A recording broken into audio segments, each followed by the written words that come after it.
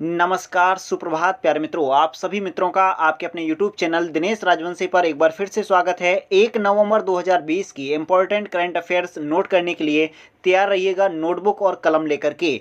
प्यारे मित्रों, पहला प्रश्न आपको थंबनेल में ही दिख रहा होगा। बाय बाय कोरोना नामक पुस्तक किसने लिखी है? प्रदीप श्रीवास्तव, ऋषि मित्तल, मनोज सिन्हा, सरबप्रीत सिंह। प्यारे मित्रों, ऐसे ही इंपॉर्टेंट क्वेश्चन इस वीडियो में आपको देखने को मिलेंगे, तो तैयार रहिएगा अपनी नोटबुक और कलम लेकर के नोट करने के लिए ये इंपॉर्टेंट करंट अफेयर्स के क्वेश्चंस। ओके प्यारे मित्रों, लीजिए आपकी स्क्रीन पर पीडीएफ। प्यारे मित्रों, पहला प्रश्न है कल का कमेंट बॉक्स वाला प्रश्न, यानी हमने जो आपसे कल पूछा था उसका आंसर मिला लीजिएगा।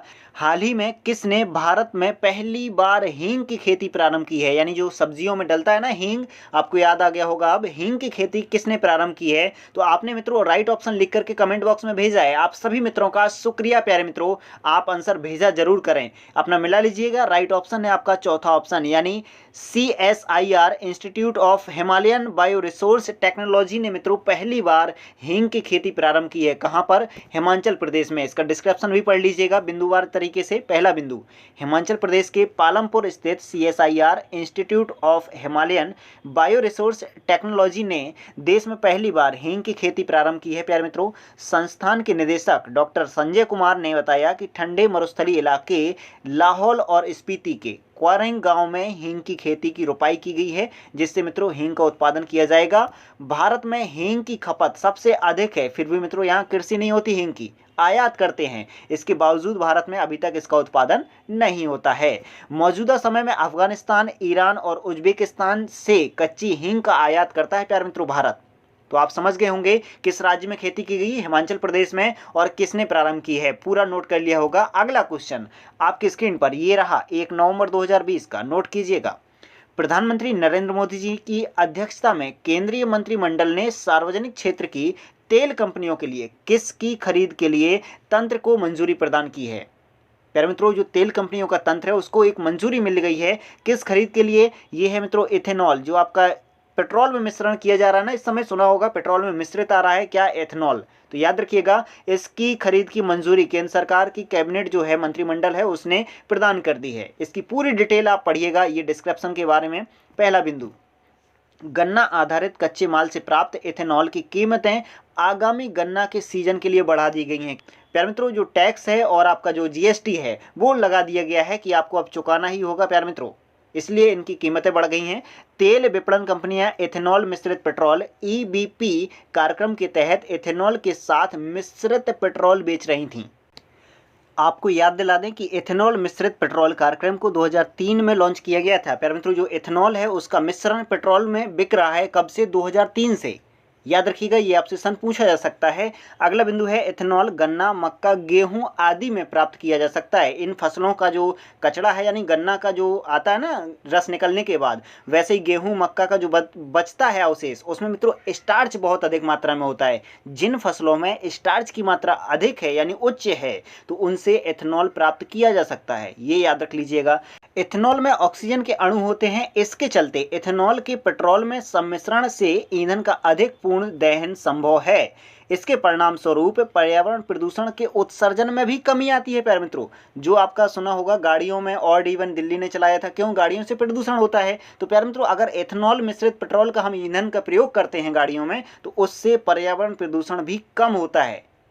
होता तो है बट कम होता है, पेट्रोल डीजल की अपेक्षा कम होता है। ओके, अगला क्वेश्चन प्यारे मित्रों नोट कीजिएगा। दूसरा, हाल ही में प्रधानमंत्री नरेंद्र मोदी जी ने आरोग्य वन का उद्घाटन किया है। यह किस राज्य में स्थित है? नोट कीजिएगा, इसका आंसर है पहला विकल्प, गुजरात राज्य में आरोग्य वन स्थित है। याद रखिएगा, ये कभी भी पूछा जा सकता है आपसे, तो नोट कीजिएगा ये डिस्क्रिप्शन के बिंदु। पहला बिंदु है प्रधानमंत्री नरेंद्र मोदी ने गुजरात के नर्मदा जिले के केवड़िया में आरोग्य वन का उद्घाटन किया है। इस जिले का नाम भी याद रखना है। इस वन में सैकड़ों औषधीय पौधे और जड़ी बूटियां हैं, जिनके उपयोग और महत्व के बारे में जानकारी दी गई है। इस वन का विस्तार लगभग 17 एकड़ क्षेत्र में है। प्रधानमंत्री मोदी जी ने केवड़िया में ही सरदार पटेल प्राणी उद्यान जूलॉजिकल पार्क का भी उद्घाटन किया है। याद रखिएगा इसका, सरदार पटेल प्राणी उद्यान नाम। ओके प्यारे मित्रों, गुजरात राज्य को हम मैप से देख रहे हैं, भारत के नक्शे पर है कहाँ? प्यारे मित्रों, भारत के नक्शे पर देखिएगा, ये रहा आपका गुजरात राज्य। देखिएगा, ये हमने कलर कर दिया गुजरात राज्य, जो ग्रीन कलर का है ये है मित्रों आपका गुजरात, जिसकी राजधानी क्या है, गांधीनगर। मुख्यमंत्री कौन है, विजय रूपाणी, याद रखिएगा। प्यारे मित्रों, केशुभाई जो आपके पूर्व गुजरात के मुख्यमंत्री थे, इनका हाल ही में निधन हो गया। इनका नाम भी आपको याद रखना होगा। गिर राष्ट्रीय उद्यान गुजरात में ही है। एशियाई शेरों का घर भी कहा जाता है गिर राष्ट्रीय उद्यान को। नल सरोवर राष्ट्रीय उद्यान भी गुजरात में है, ये भी आपको याद रखना होगा। सरदार पटेल जो आपका प्राणी उद्यान अभी उद्घाटन किया गया, ये भी आपको रटना होगा। और प्यारे मित्रों, यहाँ नोट कीजिएगा, कच्छ की खाड़ी ये रही आपकी, यहाँ पर जो कलर किया है ये कच्छ की खाड़ी है। और ये मित्रों, ये वाला जल राशि ये है आपका खंबात की खाड़ी, तो इनका भी याद रखना होगा आपको नाम। ओके प्यारे मित्रों, और देखिएगा गुजरात राज्य की सीमाएं कितने राज्यों से साझा होती हैं, ये भी नोट कीजिएगा। ये है बाउंड्री, तो राजस्थान से, मध्य प्रदेश, महाराष्ट्र से साझा होती है। और एक केंद्र शासित प्रदेश यहाँ स्थित है, दमन दीव और दादरा नागर हवेली, ये लिखा हुआ है। तो ये आपका गुजरात से सीमा बनाता है, केंद्र शासित प्रदेश है, यूनियन टेरिटरीज है, याद रखिएगा। ओके प्यारे मित्रों, इतने क्वेश्चन आपको गुजरात राज्य से रखने ही रखने हैं। अगला क्वेश्चन पीडीएफ पर। अगला क्वेश्चन प्यारे मित्रों तीसरा आपकी स्क्रीन पर नोट कीजिएगा। किस राज्य सरकार ने भूमि रजिस्ट्रेशन के लिए धरनी पोर्टल का प्रारंभ किया है? इस पोर्टल का भी नाम आपको याद रखना होगा। ये कौन सा पोर्टल है? धरनी पोर्टल। किस राज्य ने प्रारंभ किया है? ये मित्रों है चौथा ऑप्शन सही, यानी तेलंगाना राज्य ने धरनी पोर्टल प्रारंभ किया है। किस लिए किया है? ये डिस्क्रिप्शन के रूप में दिए गए हैं बिंदु, ये बता रहे हैं। पहला बिंदु, तेलंगाना के मुख्यमंत्री के चंद्रशेखर राव ने धरनी पोर्टल का प्रारंभ किया है।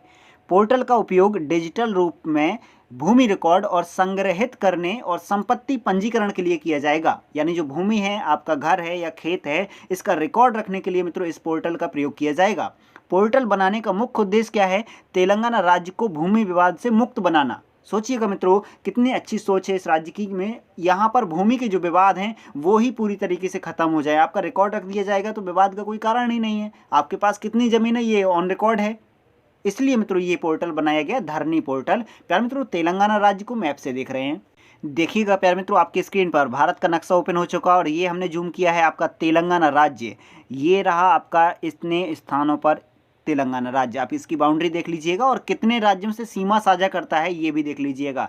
तेलंगाना राज्य, पहली बात तो नोट कीजिएगा, ये आपका जल से सीमा नहीं बनाता है, बिल्कुल लैंडलॉक्ड स्टेट है, यानी भूमि से घिरा हुआ राज्य है आपका। ओके, तो प्यारे मित्रों तेलंगाना राज्य कितने राज्यों से सीमा बनाता है? नोट कीजिएगा, महाराष्ट्र, कर्नाटक, आंध्र प्रदेश और छत्तीसगढ़। कितने राज्य? 4 राज्यों से सीमा साझा करता है। और यहाँ पर फोकस कर लीजिए, आंध्र प्रदेश और ये छत्तीसगढ़ के बीच में ओडिशा राज्य नहीं लग पाता है तेलंगाना से, याद रखना। ओडिशा राज्य जो सीमा नहीं बनाता है, क्लियर रखना है। ये आपसे ऑप्शन में अगर पूछा जाएगा कभी तो ओडिशा ऑप्शन रखा जाएगा, इसलिए हमने फोकस कर दिया है। और तेलंगाना की राजधानी क्या है? ये हैदराबाद है प्यारे मित्रों। और आंध्र प्रदेश ने अपनी 3 राजधानियां बना ली हैं, ये याद रखना है आपको। ओके, अगला क्वेश्चन पीडीएफ पर हम देखते हैं। अगला प्रश्न प्यारे मित्रों 4 आपकी स्क्रीन पर आ चुका है। नोट कीजिएगा, महिलाओं की सुरक्षा के लिए भारतीय रेलवे ने हाल ही में किस योजना का प्रारंभ किया है? 4 विकल्प हैं आपकी स्क्रीन पर, पहचानिएगा राइट ऑप्शन क्या है। तो इसका नोट कीजिएगा आंसर, पहला विकल्प मेरी सहेली नामक जो योजना है, अभियान है, प्रारंभ किया है भारतीय रेलवे ने महिला सुरक्षा को लेकर के। प्यारे मित्रों इसका डिस्क्रिप्शन नोट कीजिएगा। यह है पहल जो है आरपीएफ ने, जो आरपीएफ है ना, रेलवे प्रोटेक्शन फोर्स, उसने पहल प्रारंभ की है। यदि कोई संकट कॉल मेरी सहेली पहल के तहत कवर की गई ट्रेन से आती है तो इसकी निगरानी वरिष्ठ अधिकारियों के स्तर पर की जाएगी। आपको बता दें कि मेरी सहेली पहल सितंबर 2020 में दक्षिण पूर्व रेलवे में एक पायलट योजना के रूप में प्रारंभ की गई थी। प्यारे मित्रों इस योजना को आप विस्तृत रूप से ला दिया गया है, मेरी सहेली पहल है, जो याद रखना इसका नाम भारतीय रेलवे ने प्रारंभ किया है। अगला क्वेश्चन 5 आपकी स्क्रीन पर। केंद्रीय खेल मंत्री राजस्थान के जैसलमेर में फिट इंडिया वॉकथॉन का उद्घाटन करेंगे। इसका आयोजन किसके द्वारा किया जा रहा है? फिट इंडिया वॉकथॉन का आयोजन बताना है। तो चारों ऑप्शन आपने देख लिए होंगे, राइट ऑप्शन तक पहुंच गए होंगे, मिलाइएगा। पहला विकल्प सही है, भारत तिब्बत सीमा पुलिस के द्वारा प्यारे मित्रों फिट इंडिया वॉकथॉन का आयोजन किया जा रहा है। तो इसका विस्तृत वर्णन देखिएगा बिंदुवार तरीके से। पहला बिंदु देखिएगा, केंद्रीय खेल मंत्री कौन है? किरण रिजिजू जी हैं, याद रखिएगा। प्यारे मित्रों 31 अक्टूबर को राजस्थान में जैसलमेर में, राजस्थान का एक जिला है जैसलमेर, वहां 200 किलोमीटर लंबे फिट इंडिया वॉकथॉन का उद्घाटन करेंगे, यानी मार्च करेगी ये पुलिस वहां पर 200 किलोमीटर लंबा मार्च। इस वॉकथॉन का उद्देश्य क्या है? भारत में फिट और स्वस्थ जीवन शैली के बारे में जागरूकता लाना। आप सोच सकते हैं जो सेना के जवान होते हैं कितना फिट रहते हैं, स्वस्थ रहते हैं। इसी का उद्देश्य लाया गया है कि भारत देश स्वस्थ रहे, जीवन शैली में बदलाव लाए, इसलिए इस फिट इंडिया वॉकथॉन का आयोजन किया जा रहा है राजस्थान के जैसलमेर में। राज्य का भी नाम याद रखना और जिले का नाम, और दूरी 200 किलोमीटर लंबी जो मार्च होगी वो की जाएगी 31 अक्टूबर से। ओके प्यारे मित्रों, आईटीबीपी की स्थापना भी नोट कर लीजिएगा। 24 अक्टूबर 1962 में इसकी स्थापना हुई थी, याद रखिएगा। इंडो तिब्बत बॉर्डर पुलिस जो है आपकी, उसकी स्थापना है ये 24 अक्टूबर 1962। अगला क्वेश्चन आपकी स्क्रीन पर ये रहा 6 नंबर का। बाय बाय कोरोना नामक पुस्तक किसने लिखी है? प्यारे मित्रों, ये कोरोना वायरस तो हलचल मचाए हुए है सबकी लाइफ में, इस पर पुस्तक भी लिख दी गई है। किसने लिखी है? इसका आंसर नोट कीजिएगा। प्रदीप श्रीवास्तव ने प्यारे मित्रों बाय बाय कोरोना नामक पुस्तक लिखी है। इस पुस्तक में कोरोना वायरस की महामारी, इसके लक्षण और सावधानियों के माध्यम से इसकी रोकथाम के बारे में व्यापक जानकारी दी गई है। प्यारे मित्रों, भविष्य में इसका 3D संस्करण भी बनाने की योजना बनाई गई है, याद रखना है। अगला क्वेश्चन आपकी स्क्रीन पर ये रहा 7। हाल ही में किसे अगले मुख्य सूचना आयुक्त के रूप में चुना गया है? ये मित्रों इंपॉर्टेंट क्वेश्चन है। किसे मुख्य सूचना आयुक्त के रूप में चुना गया है? तो राइट ऑप्शन नोट कीजिएगा, यशवर्धन कुमार सिन्हा जी को ये सूचना आयुक्त के पद पर तैनात कर दिया गया है, मुख्य सूचना आयुक्त के रूप में, याद रखना है। और डिटेल नोट कीजिएगा, प्रधानमंत्री नरेंद्र मोदी जी की अध्यक्षता में उच्च स्तरीय चयन पैनल ने यह निर्णय लिया है कि यशवर्धन कुमार सिन्हा जी को मुख्य सूचना आयुक्त बना दिया जाए। श्री सिन्हा भारतीय विदेश सेवा के सेवानिवृत्त अधिकारी हैं और पूर्व में यूनाइटेड किंगडम और श्रीलंका में भारत के उच्चायुक्त पद पर भी ये कार्य कर चुके हैं। उन्हें फरवरी 2019 में केंद्रीय सूचना आयोग के सदस्य के रूप में नियुक्ति दी गई थी। अब ये क्या बन रहे हैं? मुख्य सूचना आयुक्त बन रहे हैं, याद रखिएगा। अगला क्वेश्चन नहीं है प्यारे मित्रों, बिंदु है। ये बहुत ही इंपॉर्टेंट बिंदु हो सकता है, इसलिए नोट कर लीजिएगा और समझ लीजिएगा। थल सेना का नया व्हाट्सएप एप्लीकेशन तैयार हो गया है। प्यारे मित्रों, आपने सुना होगा कि राष्ट्रीय सुरक्षा को दृष्टिगत रखते हुए सेना को निर्देश दिए गए थे कि आप व्हाट्सएप वगैरह एप्लीकेशन नहीं इंस्टॉल कर सकते हैं। तो प्यारे मित्रों, वो भी एक मानव हैं, तो उनको भी लगता है कि हमें व्हाट्सएप से कनेक्ट होना है, चैटिंग करनी है, वीडियो कॉल करनी है। तो इसीलिए दृष्टिगत रखते हुए सेना के लिए, किसके लिए? ओनली थल सेना, वायु और जल के लिए नहीं प्यारे मित्रों, ओनली थल सेना के लिए SAI, साई भी कह सकते हैं आप, army launches secure application for internet, Sai short form में कह सकते हैं प्यारे मित्रों। सिक्योर एप्लीकेशन फॉर इंटरनेट नामक ये व्हाट्सएप एप्लीकेशन है, जिससे सेना के जवानों को व्हाट्सएप चैटिंग, वीडियो कॉलिंग उपलब्ध है। और इसका मुख्यालय यानी जो डाटा है, पूरा हेडक्वार्टर आपके इंडिया में ही है। जो आपका जो व्हाट्सएप है हम लोग यूज करते हैं, उसका मुख्यालय कहाँ? अमेरिका में है। तो पूरी सिक्योरिटी उनके हाथों में है, बट सेना की दृष्टि से, सुरक्षा की दृष्टि से ये विकसित किया गया है एप्लीकेशन। तो याद रखिएगा, इस SAI का सिक्योर एप्लीकेशन फॉर इंटरनेट थल सेना का एक व्हाट्सएप ग्रुप है। ओके, अगला क्वेश्चन ये रहा प्यारे मित्रों, कमेंट बॉक्स वाला प्रश्न। इसका आंसर आपको कमेंट बॉक्स में प्रदान करना है। खबरों में रहा क्योर्ड निम्नलिखित में से क्या है? इसका नाम नोट कीजिए। इस शब्द का क्योर्ड क्या है प्यारे मित्रों?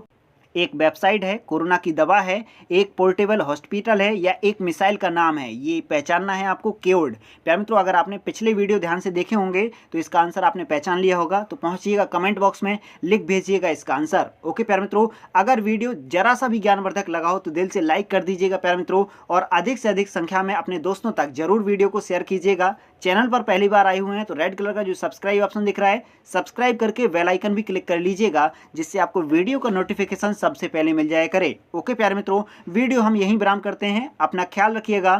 Thanks for watching video. जय हिंद, जय भारत प्यारे मित्रों।